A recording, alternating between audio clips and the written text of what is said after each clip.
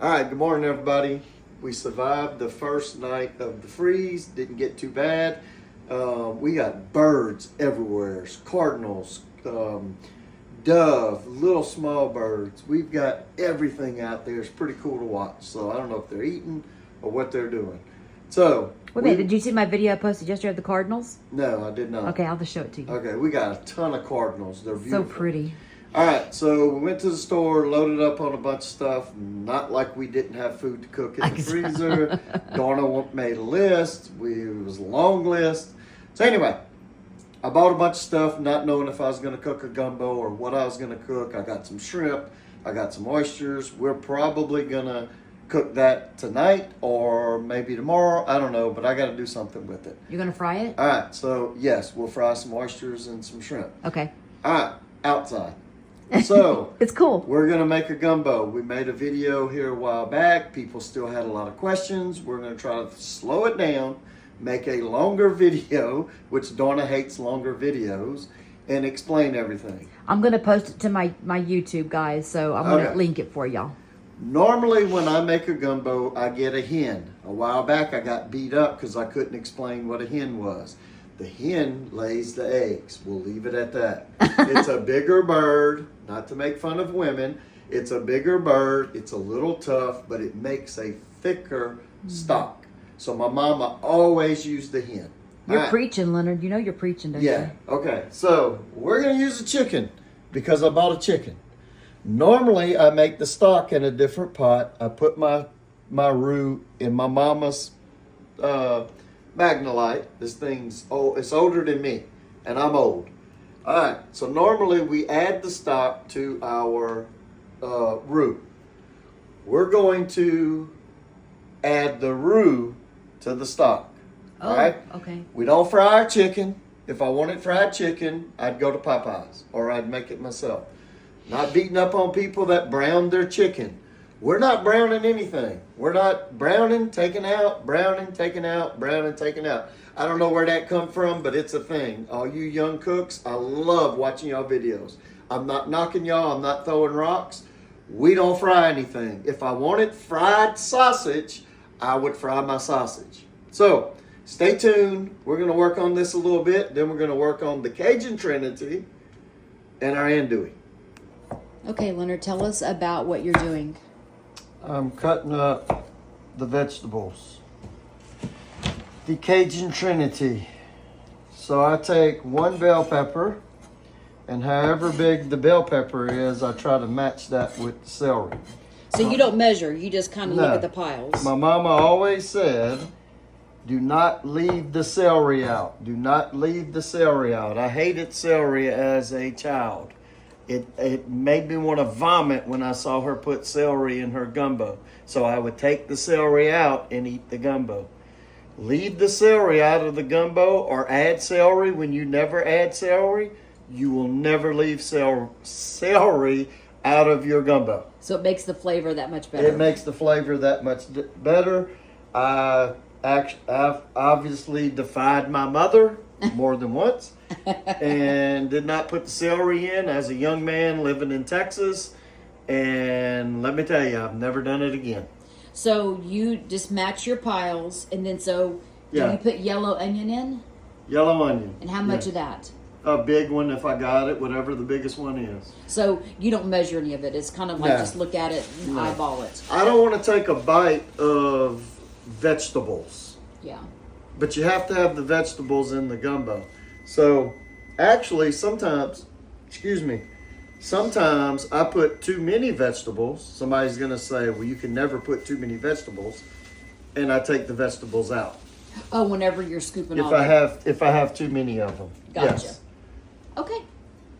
So I see you've already added the chicken into your broth or your water. So tell us. Making the broth. You're making the broth. Okay, so what is all in this pot right now? Chicken, and I threw a couple of chicken legs in there. Okay, did you season it? Whole chicken. I seasoned the water and I seasoned the chicken. Can you show us what you seasoned with? Of course. LeBlanc's. That's all you used. So a while back, I used some LeBlanc's out of the yellow can, and it was different. I hope they're not changing it. This was the old can jar seasoning that I had, It's the original. I love it. I hope they're not changing the seasoning because I did not like it. Okay, so tell us about the LeBlancs. Where did you LeBlanc's was a cousin of mine. He unfortunately passed away last year. He was a little older than me, but he was a jambalaya championship cook. So once you win the jambalaya championship in Gonzales, your phone rings off the hook. Everybody wants you to cook. Well, he cooked every year, plus he did a lot of catering, and he couldn't do it during the championships, but when he cooked for other people at home, he mixed his seasoning and got it to taste over the years, and that created this seasoning. Perfect. So that's all you have in there with your... Right. So he was it doesn't say on here, it says world champion jambalaya cook. I think it was the early 2000s. But the man was amazing. He could cook. All right, so I took the chicken out. I'm going to let it rest, and I'm going to debone it after it cools off, and then I'm going to add it later. Okay. All right, so I got my stock. Normally, I add my stock to my roux. I don't make a roux anymore. I make it every now and then. If Drew and I do something, I'll make the roux. I can't make a roux better than this. So all you people that make roux, knock yourself out. Spend your hour and 15 minutes, 45 minutes, whatever it is. It's great. I can make a roux with the best of them. I ain't spending that much time. So if anybody ever wants to see a video on making a roux, maybe I'll make a video on making a roux. But, so, got this going. This is hot. It's extremely hot. We're going to add that in. People do it different. Some people add a little bit of water before they add it in.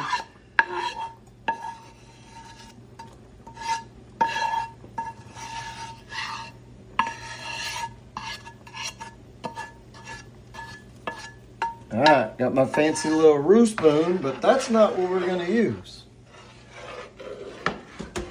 I'm going to make sure it doesn't stick on the bottom. It's already mixing up. Why did you get it hot before you put it in there? This is what I use because it's the broth is hot, so you want the roux to be hot. Got you. Plus, you want the roux it mixes easier when it's hot. Warm. Let's just talk about those socks. So, take this. The work is already almost done. I can smell it. It smells amazing. This is where he gets all his muscles, ladies. That's where I get my muscles. Yep.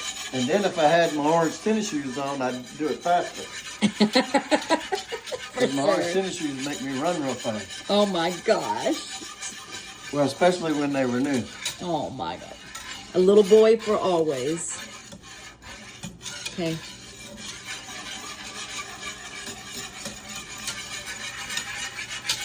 Stay tuned for the vegetables, the Cajun trinity.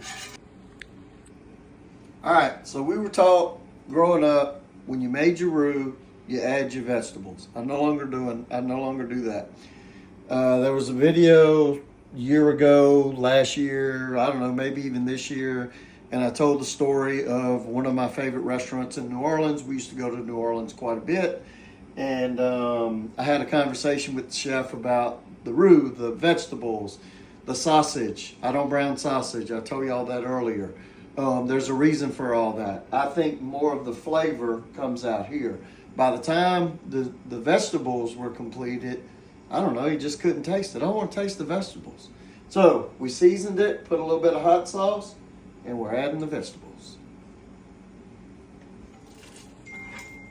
How long will you cook this before you add the meat? Well, I'm not in a hurry, so maybe 30 minutes, maybe an hour. Gotcha. You know, there's no, just till they're soft and part of that roux flavor is gone, which is just about gone now. And this is why I'm not a cooker girl, because this has taken him already way too long for me. I'm a peanut butter and jelly kind of girl. I know, I got stuff I need to do. I've been on my iPad all morning. I just made another post on Facebook. I need to stay off of Facebook. People get mad at me. Anyway, so gumbo today. All right, so we missed putting the chicken in. We put the chicken in about 45 minutes, an hour after the vegetables went in. When I put the chicken in, remember, it's deboned, so it's almost all the way cooked. I put the first go around the sausage. I put the sausage in because it's smoky and it's spicy. So I want that flavor. When it's just about ready, just about done, just about cooked, I'm going to hit you with this spoon. That ought to be good for a video.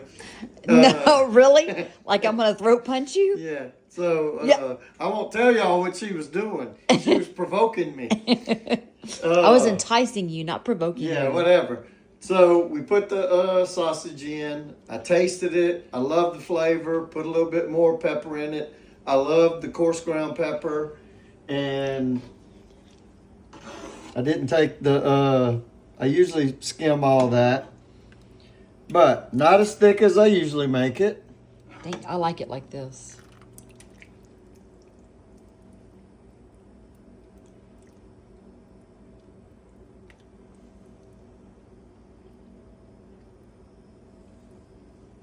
How about that?